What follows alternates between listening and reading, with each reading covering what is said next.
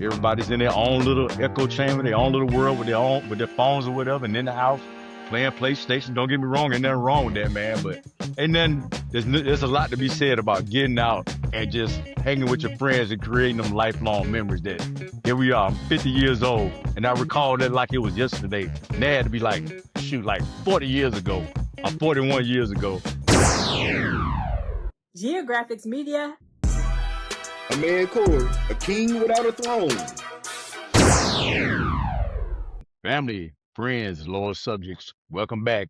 It's your boy, Bozeman 5, the King Without a Throne podcast, with our moderator and executive producer, Sincere Wisdom. What's up, brother? Peace, King. What's good with you? Living life and loving it. The weather's breaking. Everything's nice outside. So we had one of the neighborhood handyman come by. He's doing some work for us. I had a pergola installed on the back porch. So had me reminiscing about some of the neighborhood handyman we had back in the day coming up.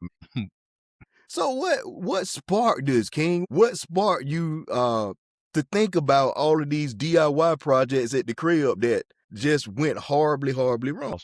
The community handyman, he does a bang-up job.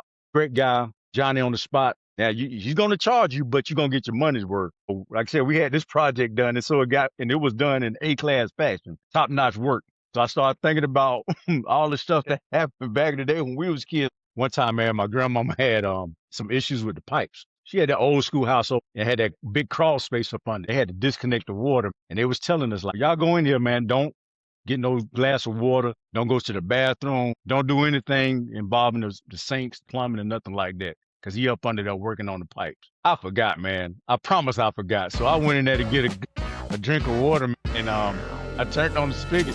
And I heard something like, Lord, what's going on? Lord Jesus, what the hell? Oh my God, that dude up under there, and they told us not to touch the water. I'm probably like 7, 8 years old. I hear behind the couch, and I hear somebody come stomping up the front steps, coming out. Dude was all wet from head to toe. Came in there just studying and stammering. Remember how you get musty, man? Working after he had been drinking Glenmo, man. That natural funk that just started to exude from him. Stop. How you gonna have somebody working in your house or on your plumbing drunk off Glenmore? And for people who do not know, if anybody you know has anything to do with Glenmore, you can put that in your car if you don't have any gas in the crank. Yeah. It's not ethanol gas, man. It's a damn bruh. So that stuff is horrid. Man, you can smell Glenmore and your life is over. And was he drunk when he got there? No, man, but you could obviously it was coming out of his pores. So I'm sure he had him a little snooker full before he even got started. And he was one of them cats, man, didn't have a truck, no toolbox. And he was one of them cats, man, you give him a monkey wrench, pliers, and some a screwdriver, mug can fix anything. But you got to do it when he's sober. But it still was my fault. He got drenched up under the house. You wet this doggone handyman up, and then you got told on. And so what happened after you came from behind the couch?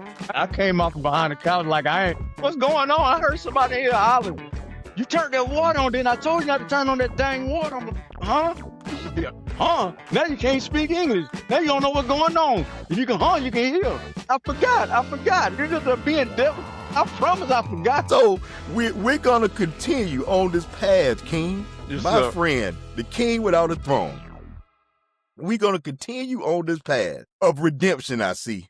Because you're telling this story and you're pleading right now. Like, I forgot. All these years later, you standing behind, you forgot. Let me just go ahead and say to the handyman who's looking down upon us. Honest mistake. He was a child. We had a handyman come to my aunt's house one time. It was something going on with her lights. And I don't know how this happened, but he turned the light on in the bathroom, and for some reason, water was running from around the light bulb. And I was terrified, and I ran because that just didn't look right. And I didn't want to be electrocuted. And he's standing up in there like nothing's wrong. He had an assistant. His assistant name was James. He said to his assistant, James, you can hear the whole S, will you please go and get me another light bulb? And I remember saying, there's nothing wrong with the light bulb. It works. What are you doing? It works. The other room where the problem is, you hadn't even went there yet. What are you doing? Well, what? I don't know how water was coming I don't know how water got into the whole scenario, B. I do not know, because it wasn't raining outside. It was a beautiful day. No leaking? No, I don't know. I don't know to this day how that happened. But water was running down and around the light bulb and onto the floor. And I skedaddled. Yeah, you probably saved your life, man, because water and electricity do not mix. Not at all. I don't know what he did. And his assistant, James, came in there and looked up and laid the bulb down and walked out. Nobody wanted any parts of that. Except the handyman, he all calm and collected. James, could you go ahead and fetch me another light bulb, please? Pretty much, yeah, you sounded real hood handyman to sound almost British for no reason. I think this was like back in 85, summer of 85, 86. We was having some work done at our house, man, and one of the neighborhood handyman, he got subcontracted to do some work over at our crib. It was early on in the day, right around lunchtime. And so he was over there doing some good work in the morning. And I guess when they broke for lunch, had him a drink, he was over there working. He came back, he started singing some old ditty, man, like some old Four Tops or some Temptations or whatever. He's singing to himself. Next thing I know, man, they was putting up the plaster and the drywall.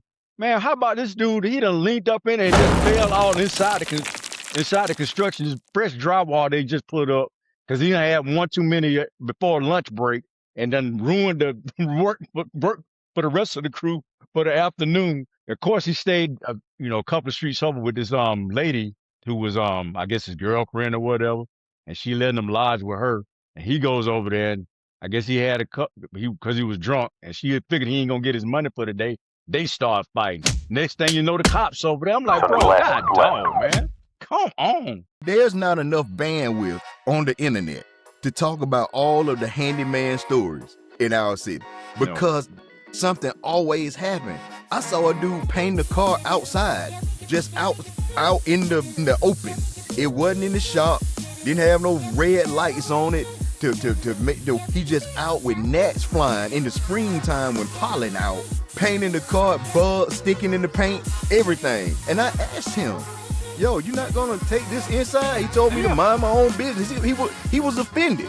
And he held a paint gun up at me, man, like you gonna spray me. I just walked off. Is it the same guy that took your cigar some years later? That would be the same guy. That would be the same guy. Love him. Love him. Good dude, man. R.I.P. to him. Rest in Love peace. him. But he was hilarious. It was some bees in the paint, everything. Pollen was everywhere, so pollen getting in it. And he told me to mind mine. I just happily walked off, got in the car, and left. And I'm glad you brought that up about painting the car, because I remember one time, man, my cousin, he was working second shift at this job. So It was in the morning time. He was over my aunt's house. He was waxing the car. And he was running late, man, and they ruined the paint job, man, because he didn't buff off the wax and left it sitting for 24 hours. That's the crib, man. And then after he ruined it, man, he tried to paint over it himself, man. Like he said, outside and made it work. Yeah, that's the crib. One of them times I'm trying to save a couple of bucks goes wrong, man. I know a situation where the man tried to save some money, went up in his attic. His wife told him not to. He told her to shut up. I got it. This brother gonna go up there and fall like, through the ceiling. Then he calling for her. She was just like, whatever. And then he was tall. Yeah, one leg hanging in. And you know them old school cat man used to wear trousers and dress socks and dress shoes. He probably shaking his leg. Oh Lord, he was terrified. Calling for her. She just looked up at him, man. Good folk. I ain't gonna call their name. Let's talk about an instance where somebody didn't want to do it themselves, and they got a person involved in the project, man. Once again, alcohol is involved. So this one, our neighborhood handyman, it was his older brother on the other side of town. So he had dug a well for a older Caucasian gentleman. He dug the well, everything's on schedule, everything's lining up as far as money, time, and materials. They're like, oh yeah, everything's good, guys. Why don't we take a little break today? Come back this afternoon. Let's come back about 2:30. We'll see what we get for the end of the day. So 2:30 roll around, the worker ain't back. 4:30 roll around, he ain't back. So 6:30 roll around, it's starting to become dusk. He ain't back.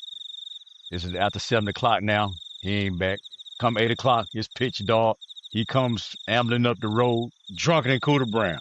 So the Caucasian gentleman like, hey, so what's going on, man? We supposed to wrap up today. Like, all right, whatever. Yeah, we can finish with it. Like, no, we need to get this done. So you need to get down that hole and finish this well. He looked at us and said, I ain't getting in that damn hole. You're doing your damn self. He end up falling in the damn well drunk. It got to be a bad feeling. Yeah, they probably just broke the water table, so it should have been too deep. My God, bro, man, it was, hey, man, nothing like the crib, bro. Nothing like it. Once again, like I said, handyman and alcohol, bro, cheap handyman and alcohol just don't mix. Even anytime you got somebody working on any kind of project around your home involving electricity, major plumbing, roofing, even landscaping, you don't want them to be inebriated. I tell you what, we had our fair share of handymen at the crib that didn't drink and still would still mess up a cup of coffee. My granny had a washing machine. That washing machine had been around before me. Yeah, tell me about it. The washing machine hadn't worked for probably a good year, but she didn't want to get rid of it. She figured that somebody would come along and fix it and know what they were doing with it. So we knew this guy, very good man to this day. Good person. Very good man. Love him. Good guy. He volunteered to fix it. She was so excited. He gonna fix my washing machine and I can stop going to the laundromat by your house. And the wash house. The wash house. She didn't like going. So she was super excited. Man, we was in high school. And so he comes over, he's fixing stuff. He came over early because I went to school late that day for some reason. He was already at the house when I got ready to come to school, taking stuff apart. In my mind, I couldn't figure out why all of this stuff got to come off this machine. He took it all apart, but, you know. Maybe he knows something we don't know. Right. That's what you're thinking. And we from a generation, you question, you get your teeth knocked out. And so I'm still happy for her. Well, I come home from school and all of the doors on the house are wide open and it's cold. So I couldn't figure it out. And water is coming out of every door, just coming out of doors, coming down the hill towards the road. Just water everywhere. Through the living room, through the kitchen, the carpet wet. My granny was furious. She had some real choice words and wouldn't pay Buddy either. And the thing about it, to add insult to injury, he didn't know how to put it back together. So he's taking this wash machine apart, got hoses everywhere, water coming out of everything, and he just put all the parts back into the drum, and closed the lid. My dumb behind, showing some love. I was dating this young lady. Her mom had a washing machine issue. Same thing happened. Water coming out their house. Dominguez ended up having to go behind and fix some stuff. But yeah, good guy, but no, don't call him on him when you need some appliances fixed. Please don't. My granny ended up having to get a new washing machine. She didn't want to part with that old one, but she didn't complain after she did that first load of laundry. I know she was hot, that old boy, man. Man, never forgave him, did she? Never. She did not. She was cordial. She was nice. But as soon as she thought about it, she mentioned that doggone washing machine up until she died. Yeah, I remember it was years later. I think I was in college or something, and we was over there and something about a washing machine came up, and the old boy name rose up. Your grandma was the sweetest, nicest person I have met. But yeah, she had some colorful words for that joker, man, and she had some stuff to say that, you weren't repeat in front of your Sunday school teacher. Like that act of violence against her home style appliance. She didn't like that at all. She loved him, but she had a grimace on her face anytime they came up. Messed up my washing machine. In his defense, he didn't mess up the washing machine. He just didn't know how to fix it. He didn't turn the water off before he started. Our living room carpet was wet for probably 2 weeks, but he did help clean up, though. And she told him, don't worry about it. She told him to just leave. Yeah, such a good dude, man. Love him. He is, man. Salt of the earth kind of fellow, man. But just don't let him near your washer and dry. Or your toaster. Or your microwave. Or your oven. Or your stove. No appliances. No appliances. Yeah. No appliances. But just pay somebody. Get it out of the way because you're making the situation much worse. Now you coming out of your pocket. My mom and my sister, for some reason, got the best handyman on the planet. He does it all. And the only thing he charged them, King, is $2 $10. $20. He just asked for two $10. And do it all. Plumbing, electrical, landscaping, roofing. painting. Man, Yeah, that's what, bro. Christmas decorations. Lights up, bro. My mama don't even know where her lights are because he does it, and he does it all, man. Good dude. I don't see anything that's went wrong with him yet. See, and that's the thing about a good handyman like that you can get for cheap. Most of the time when you can get a good cheap handyman, they're not that reliable because you got to catch them when you can catch them because they doing it so cheap. But to have a cheap handyman that's reliable and noteworthy that can as a multi-project, man, you can't beat that. You got to take care of him. Hope he don't move. Make sure he don't move. He went away a while back, and my mom was sad because stuff was going wrong and people were trying to get over on her. And so she dealt with that pretty good. But what happened was Christmas rolled around and she didn't know what her Christmas lights were and nobody was there to put them up. She was hot.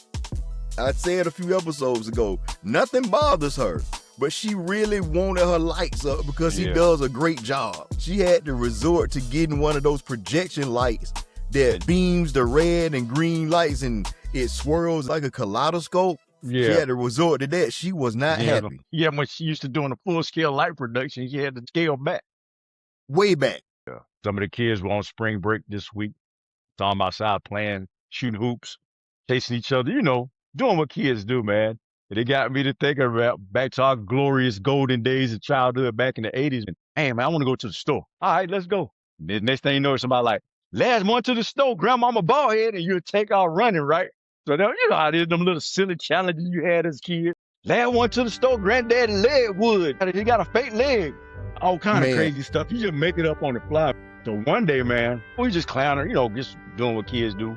We trying to hang out with the big kids. So for whatever reason, we finna go to the store and we started racing. So the older kid, the older teenager, he run with us. Of course, he's a teenager. He faster than us, longer legs, whatever, blah, blah, blah. But one of the other kids beat him, right? So that kid was talking cash junk to him. You slow, boy. Your grandma bald head. Your auntie got an iPad. Your uncle steal groceries. He just talking crazy to him, right? Just making up. Who says that? He said other stuff that were much worse, but I don't want to get flagged. So we coming back from the store, and we know everybody got their little candy, sodas, chips, or whatnot. And so, boy, the one that wanted to race, he's steady talking trash. So the OG, he was like, you know what, enough of this. He came over and he said, okay, all right, you keep talking that ass. Next thing you know, he came and pulled the old boy draw, shorts down the draw, and came down around his ankle.